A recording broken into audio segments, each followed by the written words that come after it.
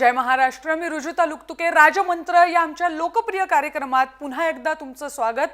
भविष्य आपण या कार्यक्रमाच्या माध्यमातून जाणून घेत असतो, पण तुमचं आमचं नाही तर राजकीय भविष्य, काही सामाजिक विषयांवर आपण जाणून घेत असतो. पंडित राजकुमार शर्मा आज नेहमीप्रमाणे आपल्याकडे बरोबर आलेले आहेत स्टुडिओत. पंडितजी, मराठीत बोलणार आहे आज मी तुमच्याशी. नक्कीच नक्कीच. याचं कारण असं आहे, आज मराठी भाषा दिन आहे. कुसुमाग्रज ज्यांना आम्ही पूजतो त्यांचा आज जन्मदिवस आहे आणि आम्ही तो मराठी भाषा दिवस म्हणून साजरा करतो. तर मला खात्री आहे तुम्हाला पण याविषयी काही बोलायचं असणार आहे. नक्कीच. बघा, माझा जन्म पंजाबला, मूल मी पंजाबचा आणि महाराष्ट्रात येऊन आमचा उदयकाल झाला. त्यामुळे महाराष्ट्राची भूमीला आणि यांचे भूमिपुत्राला माझ्या शत नमन. इथेच आमचा उदयकाल झाला. त्यामुळे मी लवकरात लवकर प्रयत्न करणार की आपला हे कार्यक्रम हे आपला आवडता कार्यक्रम नक्कीच आपण मराठीमध्ये बघणार. लवकरात लवकर मी शिकण्याची प्रयत्न करतो. मला मराठी येतात आणि पुण्याला माझा शिक्षण झाला, त्यामुळे मराठी बोलू शकतो. पण ते एक संकोच असतात ना, ते संकोच आहेत आणि ते संकोच नक्कीच आपल्या आशीर्वादाने दूर होणार आणि लवकरात लवकर मी आपल्यासमोर मराठीमध्ये रुजुताजी संघ हे कार्यक्रम करणार. आत्ताच सगळ्यांनी ऐकलंय, त्यामुळे आता तुम्हाला जसे एरवी प्रेक्षक आपल्याला कळवत असतात तसं ट्विटरवर आता नक्की हे येणार आहे की आता मराठीतच पंडितजींनी बोललं पाहिजे. हे नक्की येणार. फार लोकांचे मला ईमेल येतात, SMS येतात की पंडितजी आपण इतकी छान मराठी बोलतात आणि आम्ही ऐकला तुम्हाला बोलताना लोकांशी, तुम्ही मराठीमध्ये कशाला कार्यक्रम करत नाही. तर नक्कीच मला असं वाटतंय की थोडाफार व्याकरणामध्ये माझी चूक आहे आणि कमी होऊ शकतात. ते चूक एकदा संपली तर नक्कीच आपल्या समोर मी मराठीमध्येच कार्यक्रम करणार. आणि मराठी माझी आवडती भाषा आहे. पंजाबी माझी मदर टंग आहे आणि मराठी माझी व्यावसायिक भाषा आणि माझी समजा की मनाची भाषा आहे. मी नक्कीच तुकारामाचे अभंग आणि कुसुमाग्रजांचे कविता आणि फार मोठे कवी, मराठी कवी जो आहे. आणि माझा जो मराठीचा कार्यक्रम म्हणजे हे समजा की मराठी शिकण्याची जो मला सभा लागली ते संत तुकाराम म्हणून एक फिल्म होती, तिथून मी मराठी शिकण्याचा प्रयत्न केला. आणि ते सदाशिव पागणीस ते मोठे एक ॲक्टर होते, विष्णुपंत पागणीस, सॉरी, त्यांची फिल्म होती. आणि तेव्हा ते मराठी प्रांतीय मूव्हीज ते दूरदर्शनवर येत होते. ते तेव्हापासून म्हणजे पर्टिक्युलर ते पिक्चर, ते चित्रपट मी कमीत कमी 100 वेळा बघितला असेल. काय माझा धर्म, तुकाराम आणि संत ज्ञानेश्वर माऊली, माझा खूप प्रेम आहे महाराष्ट्राचे संतांशी, साईबाबांशी. त्यामुळे मला मराठी आवडतात आणि मराठी वाचतो, मराठी न्यूजपेपर वाचतो मी. नक्कीच आपले समोर पण तुमच्या आशीर्वादाने मराठीमध्ये कार्यक्रम करणार.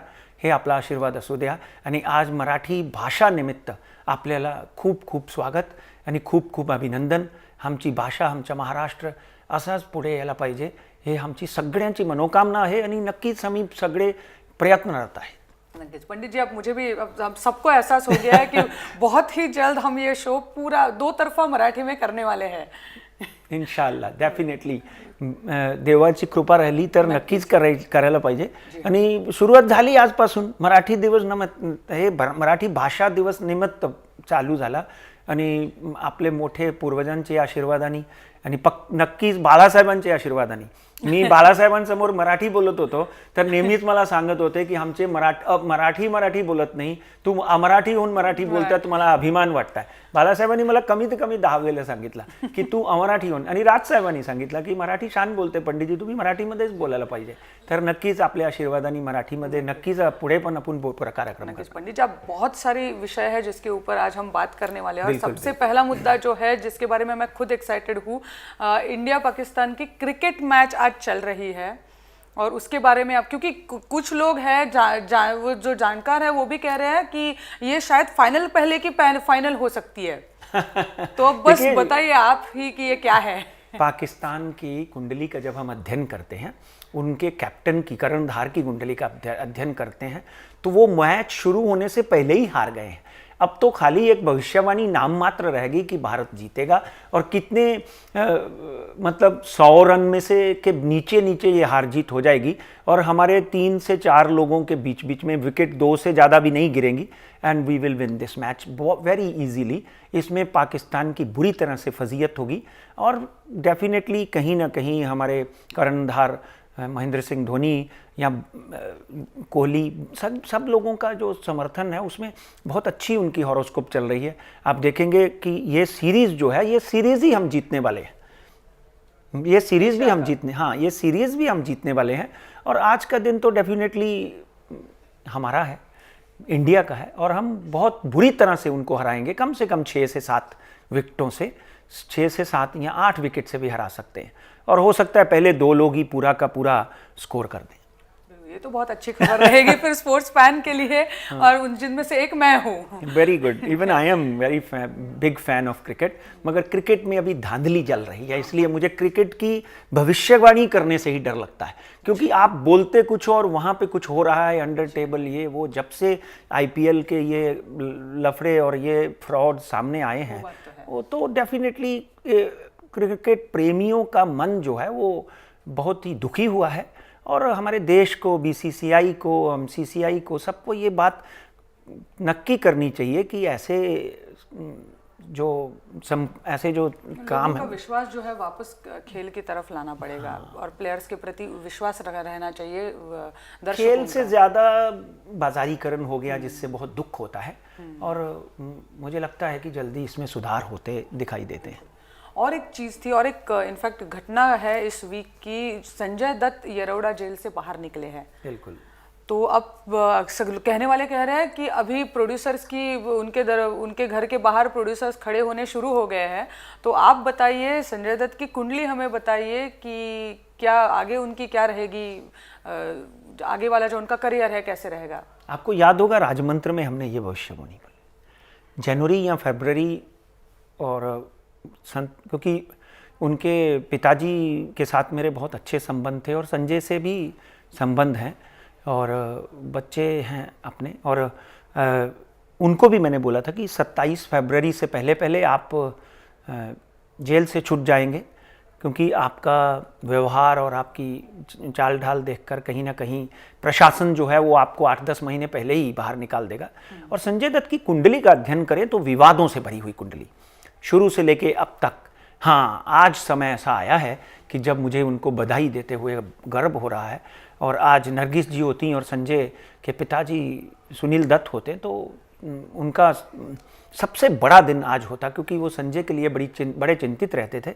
संजय की कुंडली 29/7/1959, और जब हम दोपहर को 2:45 जब हम उनकी कुंडली का अध्ययन करते हैं तो वृश्चिक राशि, फिर मैं यहाँ बोलने वाला हूँ कि वृश्चिक राशि के ऊपर 7.5 लगी हुई है। वृषभ राशि और वृश्चिक लगन, वृषभ राशि वृश्चिक लगन में उनके शनि और मंगल बैठे हुए हैं। उनको अपनी सेहत का और अपने शरीर का बहुत ध्यान रखना पड़ेगा। हो सके तो उनको व्यसनों से, जैसे शराब, सिगरेट, इनसे दूर रहना चाहिए। मगर शनि की महादशा 7/4/2014 से लगी हुई है। शनि उनके दूसरे घर में बैठा हुआ है। वृषभ राशि का स्वामी शुक्र है, शुक्र और शनि मित्र हैं। तो मित्रों, एक बात तय है कि 2033 तक संजय दत्त फिलहाल अगले 7 से 8 सालों में अच्छी फिल्में देंगे, जैसे मुन्ना भाई दी उन्होंने, और खलनायक दी। ऐसी अच्छी फिल्में 3 से 4 साल तो कम से कम देंगे। उसके बाद उनकी कुंडली में प्रोडक्शन हाउस लिखा हुआ है, जिससे वो अपने देश को और गौरवान्वित करेंगे। और उनके मित्र राजकुमार हिरानी रहने दो, या उनके बाकी के प्रोड्यूसर होंगे, डेफिनेटली संजय दत्त जो है अगले 13 से 14 साल भारतीय फिल्म इंडस्ट्री का एक बहुत बड़ा स्तंभ बन के उभरेंगे। और बड़ी बात, जैसे उनकी बहन प्रिया दत्त हैं, वो आगे आने वाले दिनों में, ये बहुत बड़ी भविष्यवाणी है, यहाँ पर बहुत कम लोगों को पता है, आगे आने वाले दिनों में 2018 से लेकर 2022 तक संजय दत्त जो हैं वो किसी न किसी राजनीतिक पार्टी में प्रवेश करेंगे, और इवन एक राजनेता के तौर पर भी उनकी जो पैठ है वो सुनील दत्त जैसी ही रहेगी। आगे आने वाले दिनों में 33 तक मैं संजय दत्त की कुंडली में बुलिश हूँ and I wish him a very very great success. Take care of your health, take care of your family. Manyata is very nice girl and Iqra उनकी बेटी है, बेटा है, दोनों बहुत ही प्यारे हैं। भगवान करे आपको इससे भी ज़्यादा सफलताएं मिलें। आपने तपस्या करके अपने आप को इस झंझट से बाहर निकाला है। God bless you. Pandit ji, 27 फरवरी को हम देख रहे हैं और एक भविष्यवाणी आपने आज करी है कि संजय दत्त भी हमें राजनीति में प्रवेश करते हुए दिखेंगे। बिल्कुल बिल्कुल सही है। संजय दत्त डेफिनेटली राजनीति में प्रवेश करेंगे। अगर हम नरगिस जी की कुंडली का अध्ययन करते हैं, उनका जीवन काल देखते हैं, तो राज्यसभा मेंबर रही हैं और बाला साहब को राखी बांधती रही हैं। और साथ में सुनील दत्त साहब जो हैं, एक ऐसा कह लीजिए निस्वार्थ भावना से लीडरशिप की उन्होंने। मुंबई कांग्रेस का चेहरा रह चुके हैं। मुंबई कांग्रेस का चेहरा रह चुके हैं, गरीबों के देवता रह चुके हैं। और कहीं ना कहीं बांद्रा में हमारे मुस्लिम भाइयों के बहुत बड़े वो रह चुके हैं। वहाँ पर भी उन्होंने अपने आप को सबका मित्र बना के लिया और सबसे उन्होंने प्रेम से, कभी भी उन्होंने किसी के साथ में भी, चाहे कोई भी पार्टी हो, कोई धर्म हो, किसी के साथ ऐसा व्यवहार नहीं किया कि मैं कांग्रेस का हूँ, मैं हिंदू हूँ। नहीं, he was very kind to everybody and definitely Sanjay में वो सब क्वालिटीज़ हैं। छोटी नसीब अस्तर और नसीब से आदमी कभी भाग नहीं सकता। इसलिए संजय दत्त इतना बड़ा एक्टर होने के बावजूद भी अपने नसीब से भाग नहीं सका। वहाँ पर उसको उन ग्रहों का मार झेलना पड़ा and today he is a free man, he is a free bird. Definitely he will be doing very well. आगे बढ़ते हैं पंडित जी। आगे यह है कि छगन भुजबल के बारे में आपने जो जो भविष्यवाणी कही है अब तक सच उतरी हुई है, तो और एक चौकसी का फेरा उनके पीछे लगा हुआ है फिलहाल। तो क्या छगन भुजबल जी इसके आगे संभलते हुए दिखते हैं इस मामले में? देखिए, 15/10/1947 उनकी जब हम कुंडली का अध्ययन करते हैं तो 15/10/1947 तुला राशि। मैं राजमंत्र के माध्यम से 15/7/2015 को ये भविष्य बोल चुका था कि उनके ऊपर कारावास योग बने हुए हैं। कारावास को हिंदी में जेल यात्रा कहते हैं। तो कहीं ना कहीं ये हम लोग कुंडली में वनवास कहते हैं। जैसे भगवान राम को 14 वर्ष का वनवास हुआ, सुब्रतो राय अभी 2 साल से अंदर बैठे हुए हैं। और अगर हम इनकी कुंडली का, छगन राव की कुंडली का अध्ययन करते हैं तो मेरा पॉलिटिकल कभी भी कोई भी मोटो नहीं होता। मैं तो हर आदमी की कुंडली देखकर उसकी भविष्यवाणी बोलता हूँ, चाहे वो किसी भी पार्टी का हो, किसी भी धर्म का हो। यहाँ पर छगन राव की कुंडली में 15/10/1947 में उनका जन्म हुआ है और 8/6/2016 तक बुध की महादशा लगी हुई है। 8/6/2016 से पहले मैंने तो फरवरी में बोला था कि उनको कारावास हो सकता है, वो जेल जा सकते हैं, मगर उनको अभी भी इस तकलीफ से राहत नहीं मिली है। 8/6/2016 से पहले उनके ऊपर ये तकलीफ़ें जारी रहेंगी और मैं ये कहता हूँ कि इसकी डेंसिटी बढ़ेगी। कहीं ना कहीं उनको और मुसीबतों का सामना करना पड़ सकता है। मैं प्रार्थना करता हूँ कि हमारे देश के, राष्ट्र के, महाराष्ट्र के दिग्गज नेता हैं और ज़मीन से उठकर ऊपर आए हैं, कहीं ना कहीं उनको राहत मिले। और उनसे भी अनुरोध है कि एक कष्ट निवारण, नज़र दोष कष्ट निवारण पूजा ज़रूर कराएं, जिससे उनको लाभ मिलेगा। और ग्रहों से और प्रार्थनाओं से, दुआओं से, एक श्लोक है, ओम त्र्यंबकम यजामहे सुगंधिम पुष्टिवर्धनम रुवारकमिव वंदना मृत्युर्मोक्षीयमामृतात्। यानी दुआ से मृत्यु जैसी घटना भी टल सकती है।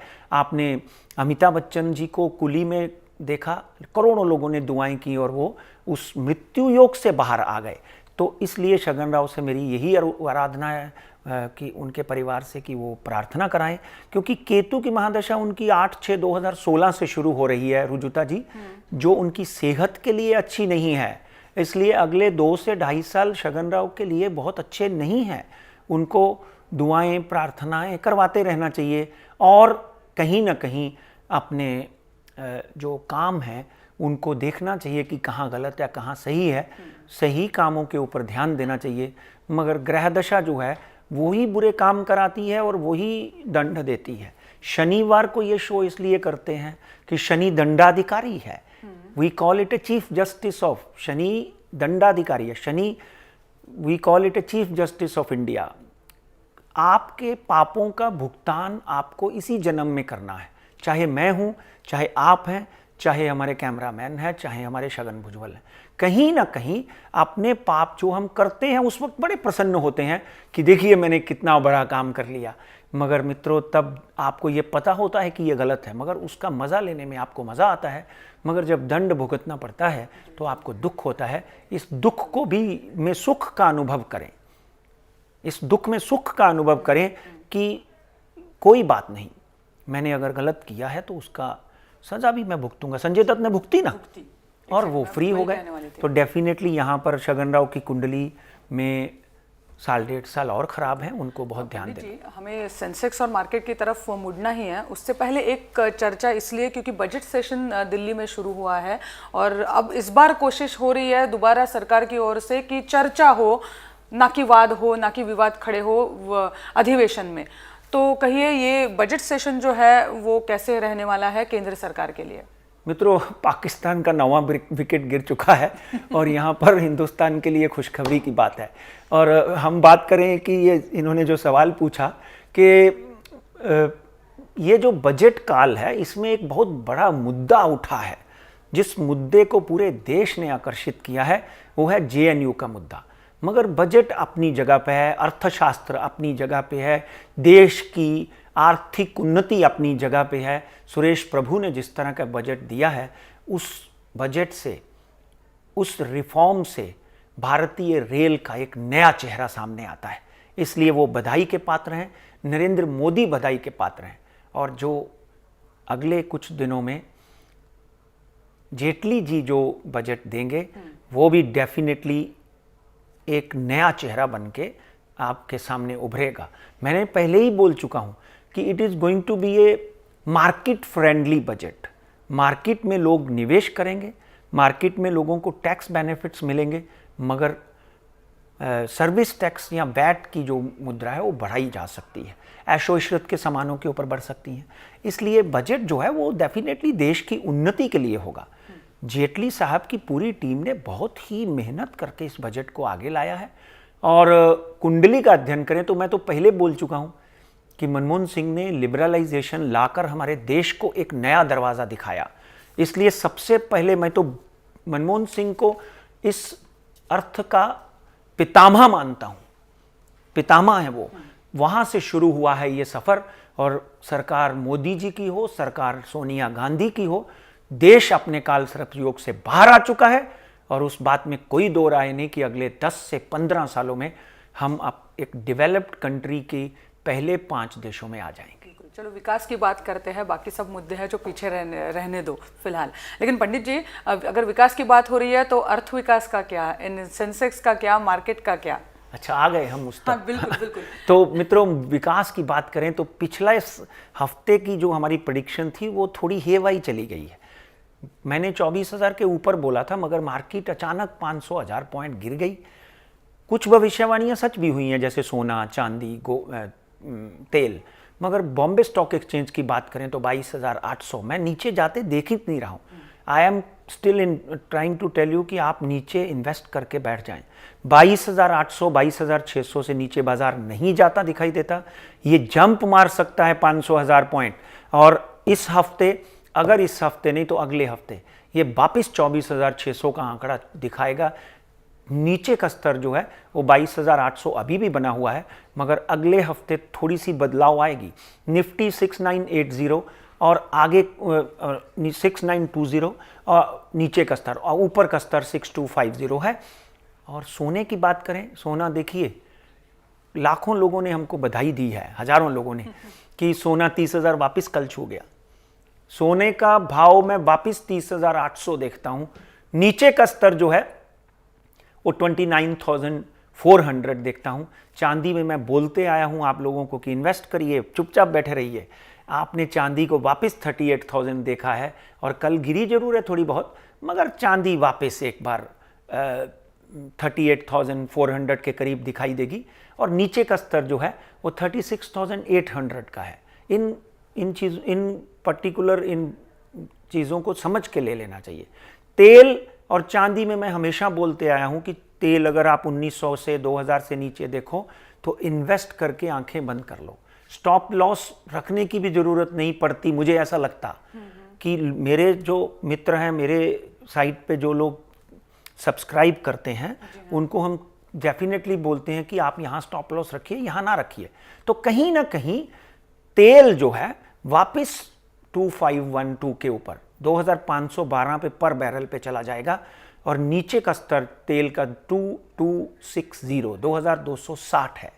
तो ये बातें हो गई सेंसेक्स की, BSc, NSC, gold, silver and तेल। और बजट है आने वाला, तो इन सब चीज़ें हैं जिनके ऊपर सबका ख्याल रहेगा। पंडित जी, आज हमारे कुछ दर्शक हैं जिनसे मैं आपका परिचय करवाना चाहूँगी, क्योंकि हमेशा वो हमें ट्विटर पे या मेल पे कहते रहते हैं, हमारे प्रोग्राम के बारे में अच्छी अच्छी बातें कहते हैं, और मुझे यकीन है कि आज वो ये शो देखते होंगे। पक्का सांस बंद करके वो लोग देखते हैं। इसलिए तो फिर हमें ज़रूर उन्हें कहना चाहिए कि हमने उनकी जो बातें हैं वो ध्यान से पढ़ी है, और हमें अच्छा लग रहा है कि इतनी अच्छी मेल वो हमें भेज रहे हैं। स्वाति कानड़े है पूना से, श्री कृष्णा नाइक है, मोहन गुट्टे है, कहाँ से है उन्होंने नहीं लिखा है, विजय तांबोली है, विजय तांबोली पेन के हैं, हाँ पेन से है, अप्पा साहेब झंझुरे है, बाला साहेब कालेकर है, और कमलाकर सातव, ओमकार परब, उषा काकड़े पूना से है, उत्तम देशमुख नागपुर से है। देखिए कहाँ से लोग देखते हैं हमारा शो। अनिल गुडेकर है, उन्होंने भी कहा है कि ये हमारा प्रोग्राम देखते हैं और उसके लिए हम उन्हें उनके शुक्रगुजार है। ऑफ कोर्स बिल्कुल, हम उनका मनापासून आभार प्रकट करते आणि डेफिनेटली तुमचा आशीर्वाद आणि हे शोला नक्कीच पाहिजे आम्हाला. And we are grateful to you that you watch it and you kindly spread this to everybody that they should watch this show. It is for your benefits. पंडित जी, और कुछ लोगों ने हमें कहा है कि अमेरिका में चुनाव होने जा रहे हैं, वहाँ इतनी सारी राजनीतिक गतिविधियां हो रही है, तो उनके बारे में भी वो आपसे सुनना चाहेंगे। Definitely. तो अगले हफ्ते जरूर ये मुद्दा हम हमारे शो में उठाएंगे, हम दर्शकों। बिल्कुल, इट इज़ टू अर्ली, बहुत ही मतलब जल्दी नहीं है। डेफिनेटली उसके ऊपर मैं अध्ययन कर चुका हूँ। अभी तक मैंने किसी भी बड़ी एजेंसी को वो प्रेडिक्शन नहीं दी। आप यहाँ पर जय महाराष्ट्र में राजमंत्र में ही सबसे पहले वो भविष्यवाणी देखेंगे, और उसके बाद बाकी चैनल्स में या बाकी न्यूज़ एजेंसीज को मैं वो प्रेडिक्शन दूंगा। But definitely this will be the only first platform where I will predict it. क्या बात है। तो आज पंडित जी बहुत बहुत शुक्रिया, आज आप हमारे बीच में आए और इतनी सारी भविष्यवाणी, एक भविष्यवाणी जो मुझे याद है संजय दत्त के राजनीती में प्रवेश के बारे में। बिल्कुल आज वेळ संपलाय आपला, म्हणून आज आपण इथेच थांबतोय। खूप साऱ्या मुद्द्यांवर आजही आपण नेहमीप्रमाणे चर्चा केली, आत्ता सध्या इथेच थांबतोय, पण तुम्ही पाहत राहा जय महाराष्ट्र, थेट अचूक बिनधास्त।